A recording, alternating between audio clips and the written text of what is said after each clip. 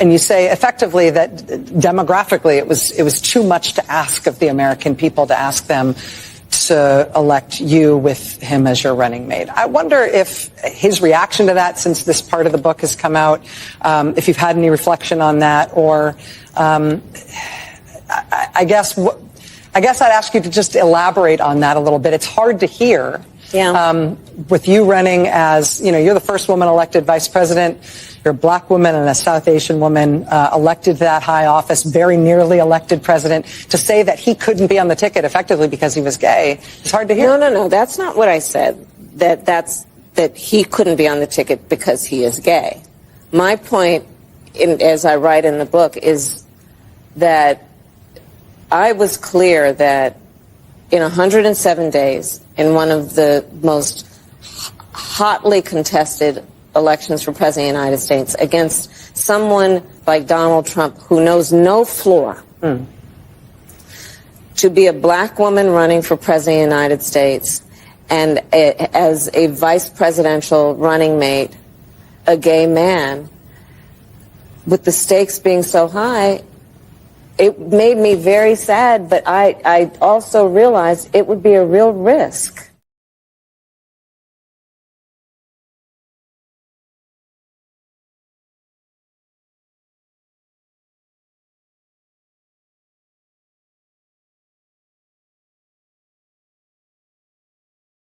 Former Vice President Kamala Harris detailed her running mate Tim Walz's debate performance in her new book and recounted a showdown with then-Senator J.D. Vance, which ultimately left her disappointed.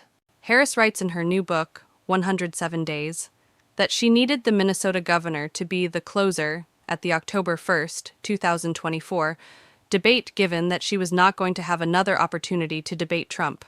But during the debate, she turned to her husband in frustration. When Tim fell for it and started nodding and smiling at JD's fake bipartisanship, I moaned to Doug, "What is happening?" Harris wrote, explaining how she believed Walz was duped by Vance's mild-mannered aw shucks attitude. I told the television screen, "You're not there to make friends with the guy who is attacking your running mate." Harris, who lamented that there was more riding on Tim's debate than there should have been, said that being the closer and debating on such a large scale was not a comfortable role for Walz. He had fretted from the outset that he wasn't a good debater, Harris wrote. I discounted his concerns. He was so quick and pithy in front of the crowds at our rallies, I thought he'd bring those qualities to the podium. Harris referred to Vance as a shapeshifter and said he complained petulantly, along with more critiques of Walz. Tim fell into a pattern of defending his record as a governor, Harris wrote. Then he fumbled his answer when the moderator, predictably, questioned why he had claimed to be in Hong Kong during the democracy protests in Tiananmen Square. Tim had been on his way to teach in China that summer, but hadn't yet left the United States on the date of the massacre. Instead of simply stating that he'd gotten his dates mixed up, but that being in China during a period of human rights oppression had profoundly influenced him, he talked about biking in Nebraska. Harris mentioned a Saturday Night Live skit after the debate that depicted Harris and her husband Doug watching the debate and spitting out wine in shock. Harris wrote that while she did not actually spit out wine while watching, it was otherwise uncanny in its portrait of our evening.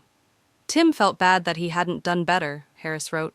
I reassured him that the election would not be won or lost on account of that debate, and in fact it had a negligible effect on our polling. In choosing Tim, I thought that, as a second-term governor and 12-year congressman, he would know what he was getting into.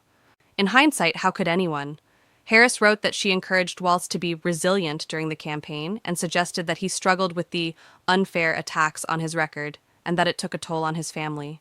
For the candidate, the family that is your source of strength can become your weakness in a presidential campaign, Harris wrote, adding that Tim was outraged by the unfairness.